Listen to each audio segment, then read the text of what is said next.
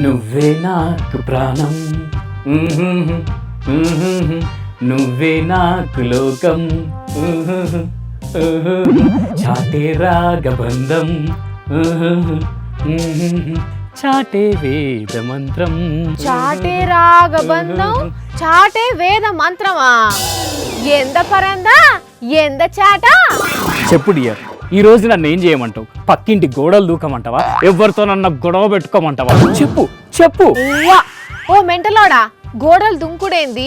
ఎవరితో మాట్లాడుతున్నావు? నా డార్లింగ్, నా స్వీట్ హార్ట్, దిల్ కా ధడ్కన్. దడకానో జంప్ కానో గాని పేరేందో చెప్పు ముందు. దీపిక కూర్చుని దీపిక పడుకునే కదా.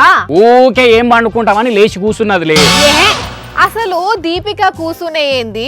నీ గోడలు దునికే కథలేంది? దీపిక కూర్చునే అంటే చాట్ జీపీటీలో నా పర్సనల్ ఏజెంటా. మనకు కావాల్సిన టాపిక్ గురించి మాత్రమే డిస్కస్ చేసేందుకు చాట్ జీపీటీలో ఒక ఏజెంట్ ని ఏర్పాటు చేసుకొని దానికి సపరేట్ పేరు కూడా పెట్టుకోవచ్చు.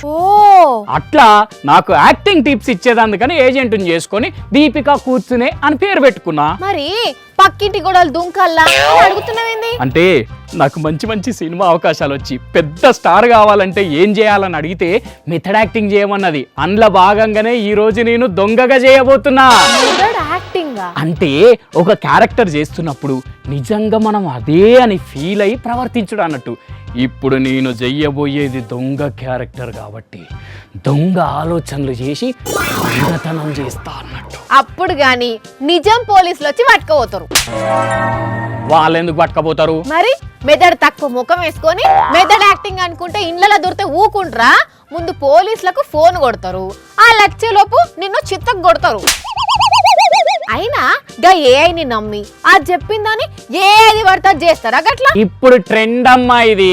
మ్యూజిక్ డైరెక్టర్ అనిరుద్ అసంటోళ్ళే డౌట్ వస్తే చాట్ జీపీటీని అడుగుతున్నారు. మనం ఎంత అడుగుడు వేరు, ఆచరించుడు వేరు. అబ్బో, రెండిటికి తేడా ఏందో. ఏదన్నా డౌట్ ఉంటే మనకు పరిష్కారం దిశగా ఏమన్నా సాయం అవుతుందేమో అని దాన్ని అడుగుడు వేరు, అది చెప్పింది గుడ్డిగా ఫాలో అవుడు వేరు. ఫాలో అయితే ఏమైతదట? అమెరికాలో ఒక మనిషికి అయినట్టే ఆగమైతది. ఏమైంది? నా డైట్ లో ఉప్పుకు బదులు నేను ఏం వాడొచ్చు అని చాట్ జీపీటీని అడిగితే అది బ్రోమైడ్ వాడమని చెప్పిందట. 3 నెలల నుండి ఆ బ్రోమైడ్ వాడి వాడి వాడి వాడి ఒళ్ళంతా పాయిజనేట్ అయ్యి దూపైతున్నా నీళ్ళు తాగుతలేడట. ఏదేదో ఊహించుకుంటుండట, ఉత్తుగా టెన్షన్ పడుతుందట. మొత్తానికే మతిమరుపు వచ్చిందట మనిషికి. ఇప్పుడు జర ట్రీట్మెంట్ తోటి సెట్ అయిందట.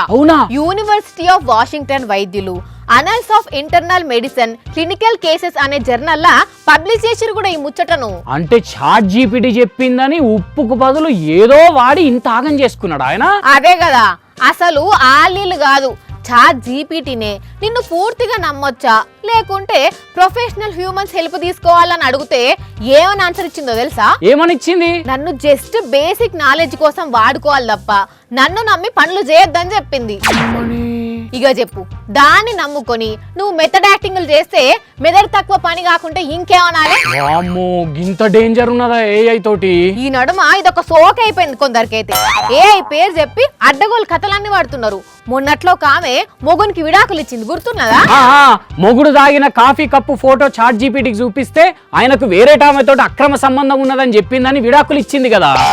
చదువు వస్తే ఉన్న మతి పోయిందన్నట్టు గిట్లా తయారైతున్నారు చూడు మనుషులు. వామ్మో, అర్జెంట్ గా ఏజెంట్ ని పీకి వాడేస్తా ఫోన్ల నుండి.